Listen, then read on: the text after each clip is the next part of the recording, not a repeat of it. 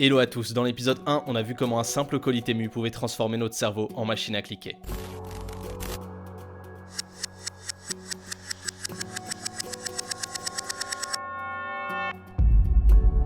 On a aussi découvert les têtes pensantes derrière l'opération, avec un plan si huilé, si précis que rien n'était laissé au hasard. Mais en avançant, un truc me dérangeait. Pourquoi tout semblait trop parfait, trop fluide, trop beau pour être vrai? Alors j'ai creusé et j'ai découvert que Temu n'était pas simplement une application pour acheter moins cher, mais peut-être un cheval de Troie mondial. Le malware invisible. Et pour ça, rien de mieux qu'un indice. Mars 2023, Google annonce la suspension d'une application liée à PinDuoDuo. La raison officielle, la présence d'un code malveillant. Pas un simple virus, mais un code furtif capable de contourner les protections Android, lire vos messages, accéder à vos photos, suivre vos déplacements GPS et écouter votre micro. Et tout ça, sans que vous ne voyiez rien. Mais c'était pas un accident, c'était volontaire, codé directement dans l'application. Mais ce malware du coup, il venait d'où? De PinDuoDuo, de la maison mère de Temu. Et là je me suis dit, si leur application sœur cache un espion, qu'est-ce qui m'assure que Temu ne joue pas au même jeu? Mais d'une manière encore plus discrète. Est-ce qu'en installant Temu, on n'invite pas un peu un espion chez nous? Ou pire, un profilage invisible, jour après jour. Pour vérifier ça, j'ai fait un test simple. Il est pas du tout représentatif, mais je souhaitais voir un peu la bête en action. J'ai donc utilisé Temu. Normalement. Premier jour. J'ai regardé des écouteurs sans fil. Deuxième jour. J'avais des promos d'écouteurs sans fil partout. Troisième jour. Notification spéciale écouteurs sans fil pour vous Joe, à 3h du matin. Donc là c'est de la spéculation, mais Temu à mon avis, il regarde pas juste ce que vous achetez. Temu analyse vos hésitations, vos arrêts, vos clics manqués et votre impatience. Parce qu'après quelques clics, je suis tombé sur ceci de Grizzly Research. Temu collecte jusqu'à 10 fois plus de données qu'Amazon. Contacts téléphoniques, messages privés, adresse MAC de vos appareils, historique d'appel, données GPS précises. La data. On croit donc acheter un t-shirt à 3€, mais ce qu'on livre vraiment, c'est un petit peu de nous-mêmes au fond.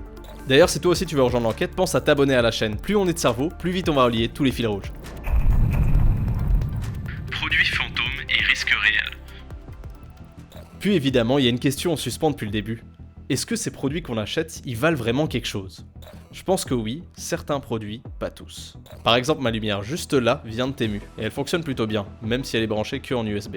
Mais sans partir très loin, il y a par exemple la RTS qui en parle. La radio-télévision suisse. On a par exemple des crèmes solaires vendues sur Temu qui affichaient des indices de protection super élevés, genre SPF 90, 90.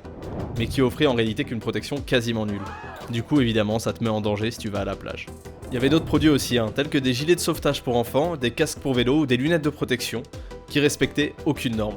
Par exemple, il y avait un collier qui était vendu sur la plateforme qui contenait 26% de cadmium. Apparemment, c'est un métal lourd toxique, alors que la limite autorisée est de 0,01%. 26%, 0,01, ça va, c'est proche. Encore d'autres produits comme les ustensiles de cuisine qui peuvent contenir des substances qui sont des perturbateurs endocriniens. Face. Phtalaté. Pas super beau tout ça. L'UFC Que Choisir a testé 214 produits achetés sur Temu et a constaté que 81% d'entre eux ne respectaient aucune législation. Évidemment, ça comporte des risques pour nous. Mais bon, la manière la plus simple, ça serait pas de le faire en musique. Allez, 2 petits prompts sur ChatGPT et on y va. J'ai acheté une batterie, pas chère, sans garantie. Elle a crié boum, maintenant j'ai plus de salon. C'est trop beau pour être vrai. Tu crois que t'économises, tu signes juste pour brûler. Clap, clap, clap, ironique. Un pyjama pour bébé, il prend feu dès le premier été. Zéro norme, zéro loi, mais c'est mignon, crois-moi. C'est trop beau pour être vrai. On pourrait en faire un tube, non? En soi, peluche sans normes, cosmétiques au métal lourd, chargeur qui crame, caméra factice. Temu vous promet des économies, vous économisez en euros, mais vous payez en risque. Douane fantôme, comment Temu contourne le tout? On a vu comment Temu hack notre cerveau, on a vu que tous les produits sont pas forcément de la meilleure qualité, mais je me suis surtout demandé comment ils font pour envoyer des colis à moins d'1 euro de la Chine à l'Europe sans frais. Spoiler, c'est pas de la magie, c'est une faille. Une faille dans notre propre système mondial. En premier, on a le détournement légal des seuils douaniers. Pour comprendre, il faut regarder les normes en vigueur. En Europe, par exemple, un colis inférieur à 150 € n'est pas systématiquement contrôlé par la douane. Résultat, Pas de TVA, pas de taxe d'imposition, pas d'inspection de sécurité produit. En clair, si ton colis il coûte 2 €, il passe. S'il coûte 200, il suffit de le déclarer 2 €. La majorité du temps, ça passe, et si t'as une perte de colis, ça fait partie des petites pertes. malinx le lynx. Et en deuxième, les techniques de contournement. Temu et d'autres avant eux, Wish par exemple, exploitent 3 méthodes principales. L'understatement. Donc là c'est assez simple, comme dit avant, c'est de déclarer une valeur fausse très basse. Par exemple, si on a 3 faux iPhones qui sont envoyés, on note 3 coques en plastique. Smart, splitting de colis. C'est fractionner une grosse commande en plein de petits colis, sous la barre critique. Astucieux, fausses étiquettes cadeaux. C'est de marquer les envois comme des cadeaux pour éviter tout soupçon. Alors oui, du coup, parfois ils se font avoir et il y a une perte de marchandises, mais bon, il n'y a pas trop de problème apparemment vu que ça continue toujours. Et ça marche, aujourd'hui des milliers de colis Temu atterrissent en Europe sans payer un seul centime de taxe. Mais bon, avec ce qui se passe actuellement, ça va sûrement changer. En 2023, la France a enregistré plus de 700% d'augmentation des colis e-commerce non taxés par rapport à 2021.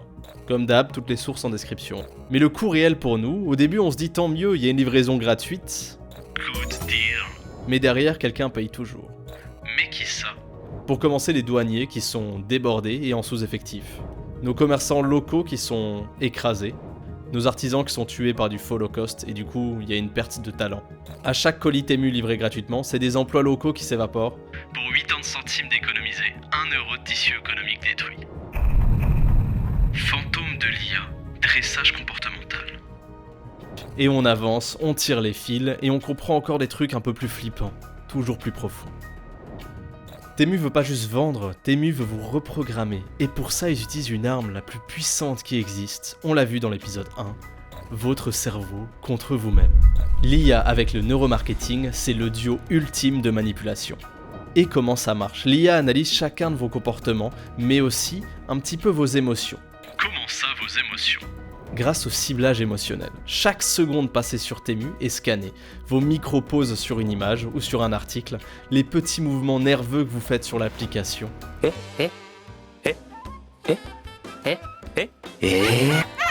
Non, il fallait pas que tu t'éteignes maintenant. J'avais besoin de toi, besoin de toi. Grâce au ciblage émotionnel par IA, chaque seconde passée sur Temu est scannée, vos micro-pauses sur une image, les petits mouvements nerveux que vous faites sur l'application, et en fonction de ça, Temu ajuste l'interface. Bon, il y en a plein d'autres qui le font aussi, mais c'est bien de le rappeler. Une hésitation détectée et le bouton acheter maintenant passe en rouge parce que c'est urgent. On est un peu fuyant, la promo qui pulse pour nous retenir. Une indécision, une notification sonore douce pour vous réancrer dans l'achat. La neuromodulation algorithmique. Mais c'est pas forcément tout, Temu se contente pas d'observer, il module votre résistance mentale. On est vachement dans les détails là. Vous me croyez pas? On peut aller regarder un peu plus loin si vous voulez. En 2023, une étude du MIT a relevé les algorithmes de Pinduoduo peuvent prédire l'addiction au shopping. Et c'est pas du marketing, c'est du hacking comportemental.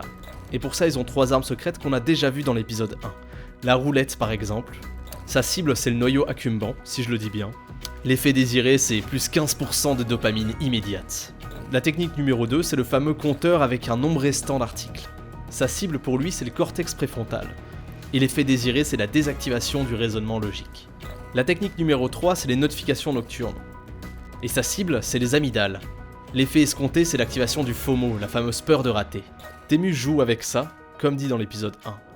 Plus vous approchez de la caisse, plus les jeux deviennent un peu plus difficiles, pour vous retenir un peu plus longtemps. Après 22 heures, vous avez des coupons et des promotions qui surgissent. Pourquoi forcément 22 heures? Parce que votre cerveau est plus fatigué, et donc plus vulnérable. En soi, ils connaissent vos failles, ils connaissent vos faiblesses, et ils savent comment appuyer dessus.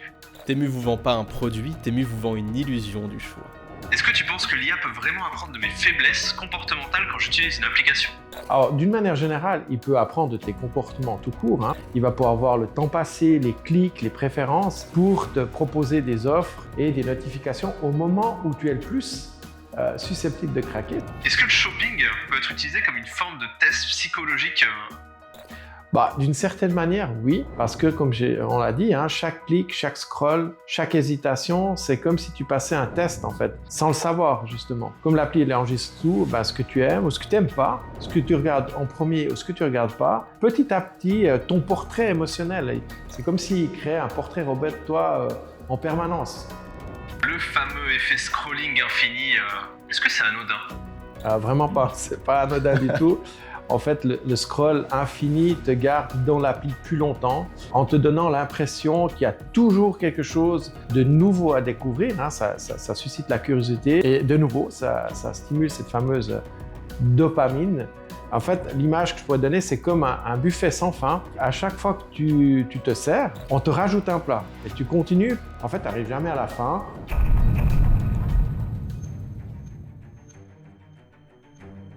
Et là, un dernier truc m'a choqué.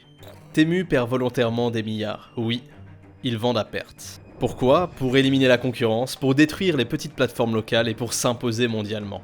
Dans l'épisode 3, on parlera de la guerre commerciale silencieuse, de l'impact écologique ignoré, et peut-être d'une prise de pouvoir locale déguisée en shopping bon marché. Alors si t'es prêt à plonger encore un peu plus profond, abonne-toi, active la cloche et prépare-toi, car la suite, elle va piquer. Allez, salut!